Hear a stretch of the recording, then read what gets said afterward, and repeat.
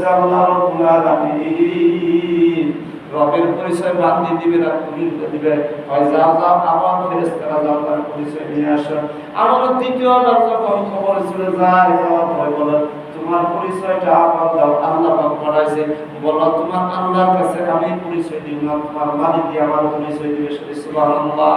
আমার দ্বিতীয়বার যখন রবের কাছে গেছে যাওয়ার পরে তখন ওই দ্বিতীয়বারে বলছে ও ফেরেশতারা তোমরা একটু জেনে রাখো আমি মাটির পায়ে নিচে তোমরা যারা প্রশ্ন জিজ্ঞাসা ভাই আমি মাটির তিন তুমি মাটির তিন আনতেছি ভাই মাটির থেকে কয়া নিছে মাটির থেকে 3.5 হাত নিছে ভাই আমি রাতে বসে দুনিয়ার জমিনে 33 বছর বয়সে না বলি নাই আর মাটির নিচে গিয়েও আমি আল্লাহকে বলে নাই তোমার মালিককে বলো। যেই কথা মালিককে বলা হয়েছে মালিক বলছে ঠিকই আছে দুনিয়ার জমিনে 33 বছর বয়সে সে আমারে বলে নাই আর কবরে যাও সে আমারে বলে নাই যাও যাও জান্নাতের পোশাকটা ফেরেশতাকে দিয়ে বলল যাও জান্নাতের পোশাক কবরের ভিতরে পরিয়ে দাও। সুবহানাল্লাহ। এই ছিল দুনিয়ার বান্দিশে। আমাদের মহিলারা তখন দুনিয়ার মধ্যে আছে, পাপের মধ্যে আছে, নামাজ নাই, রোজা নাই, ইবাদত নাই, ইল্লাহি নিয়ে বেশি আছে, কাজ চর্চা বেশি করতে একখানে বলে এইগুলো নিয়ে আছে। কেরা কি অবস্থা আছে, কার কোন ভালো আছে, কেরা কি করছে এই অবস্থা আছে। মা বোনদেরকে বুঝাইতে হবে, রাবেয়া বসে ইতিহাসটা বুঝাইতে। সে দুনিয়ার প্রেমিক ছিল যে আল্লাহ তাকে তার পোশাকটা পর্যন্ত ফেরেশতার না করতে পারে, যে পোশাকে মারা গেছে ওই পোশাকে তার দাফন করা আছে। দুনিয়ার ভোগ বিলাস তাদের কাছে ছিল কি সামান্য মাত্র। আর আমাদের ভোগ বিলাসটা বেশি বড়, দুনিয়ার মুখে আছে।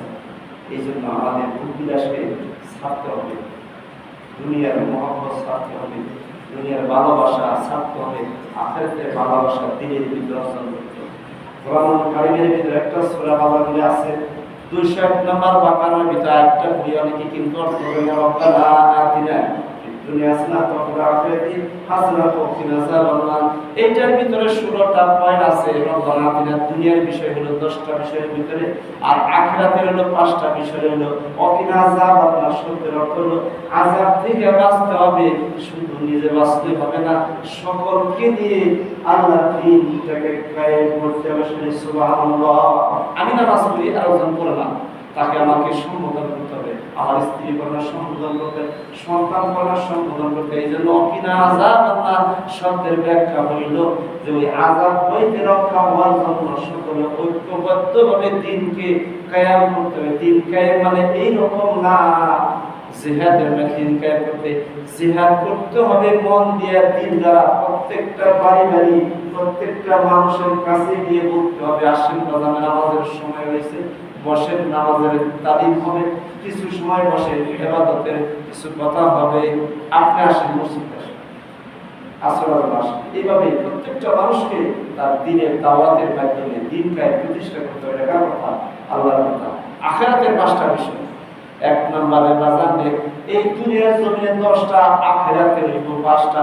যে বিষয়টা বলেছি ইবাদত দিয়ে আল্লাহর কৃতজ্ঞতা আজকের বিষয়।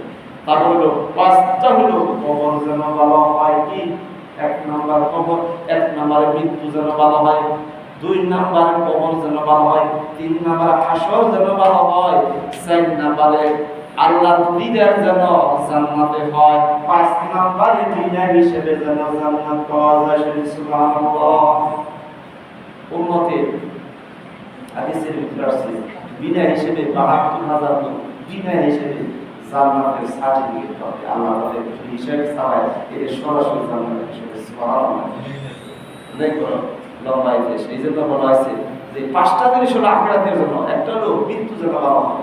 আমি এই কথা কেন বললাম, আমার কথাই কোরআনের কথা। এই আয়াতের ভিতরে 16টা পয়েন্ট আছে। এটা আমরা নামাজে বলি, অনেক সময় আমরা দোয়ায় বলি, অর্থ জানি না। এটা বলা হয়েছে কি যে মৃত্যু যেন কি হয় ভালো হয়, 500 কি হয়, 2 নম্বরে কবর যেন ভালো হয়, 3 নম্বরে হাসর যেন ভালো হয়, 4 নম্বরে আমার যেন আল্লাহর সাথে দিদার যেন হয়, 5 নম্বরে আমার বিনা হিসেবে যেন জান্নাত পাওয়া যায়। এটা কার কথা? আল্লাহর কথা। 5টা বিষয়। মৃত্যুর পরে যে মৃত্যুর পর মৃত্যুর যে বিষয়, মৃত্যু যেন ভালো হয়। মৃত্যুর 12 লক্ষণ 15 আছে, তারপরে আরো দিন আলোচনা করেছিলাম ইনশাআল্লাহ। তো মৃত্যু ভালো হওয়ার কিছু জিনিস আছে। আল্লাহ কোরআনে গত শুক্রবারে বলছিলেন দুইটা জিনিস হলে জান্নাত ফেরদাউসের দিকে হবে, একটা ঈমান আর একটা আমল। ঈমান আর সাহি কাজ হবে না, দুইটাই লাগবে। এইজন্য আল্লাহ বলেন ঈমান আর আমল সূরা কাহফের 107 নম্বর আয়াত, ঈমান আর আমল যদি থাকে জান্নাতুল ফেরদাউসের মেহমানদারি মেহমান হয়ে যাবে আল্লাহ আয়াতে। এইজন্য ঈমানও থাকতে হবে, আমলও থাকতে হবে। আমলটা আছে মসজিদ আছে, এটা আবার এটা আমল, এটা আমল। আমরা আমল বললে না, দুনিয়াতে সব ভালো কাজ করেছে। গত শুক্রবারে তার আগের শুক্রবারে আমি মেসাল দিয়ে উদাহরণ দিয়ে বুঝাইছি যে ভালো আমল করে কি হবে,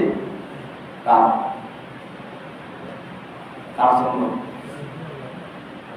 দিন এই জন্য আমরা এই বিষয়টা আমি যে বিষয়টা বললাম আলোচনা করলাম আল্লাহ সৃষ্টি নিয়ামতের শুক্রবারে এই অনেকে আসছেন, আমি এটা আজকে বলি কথা না বলি, এই সুন্নত নামাজ না বলে যাবে আর বাজার পূর্বে তো নামাজ আসছেন করছেন আল্লাহর ভক্ত আদায় করবে, আল্লাহর ভক্ত আদায় করবে। সুন্নতটা কি আপনি কি খেলা খেলা করবেন? সুন্নতের সম্পর্কে রাসূলুল্লাহ সাল্লাল্লাহু আলাইহি ওয়াসাল্লাম বলেছেন, হাদিসে মুসলিম শরীফে এই হাদিস আছে, যে আমার সুন্নতকে জিন্দা করবে, মান আহাব্বা সুন্নতি ফাকাদ আহাব্বা সুন্নতি মাই জান্নাত, আমার কথা নয়, মুসলিম শরীফে হাদিস, যে আমার সুন্নত পালন করলো, সুন্নতকে মহব্বত করলো, সুন্নতের বিনিময়ে সে আমার সাথে জান্নাতে থাকবে। সুবহানাল্লাহ। আর নামাজ না বেড়ে যাবে, এই পরে 4 রাকাত আর 2 রাকাত সুন্নাত আছে, সুন্নাত পরে 4 রাকাত আর 2 রাকাত সুন্নাত না পড়ে এটা পরে অভ্যাস করবে। তুমি দিছেন সুন্নাত, এই পোশাক পরছেন এটা সুন্নাত, মুসলমান করছেন এটা সুন্নাত, দাড়ি রাখছেন এটা সুন্নাত। এই জন্য সুন্নতের মর্যাদা যদি আপনি দিতে পারেন, এই সুন্নতের বিনিময়ে আপনার রাসূলের সাথে আপনি জান্নাত থাকবেন, কার কথা। এই জন্য আমরা এটাকে মানব, আমরা না করে পরস্পরের নোট দিব না, আমরা অত ধীরে সুস্থে সুন্নতটা আদায় করে কি করবো, মসজিদ থেকে আমরা নিয়ে নেব। আল্লাহ পাক আমাদেরকে এই আমল করার তৌফিক দান করুন, আমলের নিয়তে আমরা থাকতে পারি। আমি যে কথাটা বলছিলাম, দেখেন বাবা, দুনিয়া থাকার জায়গা না, সকলকে যাই। কিছুদিন আগে আমি যাওয়ার কাছে ছেলে যাওয়ার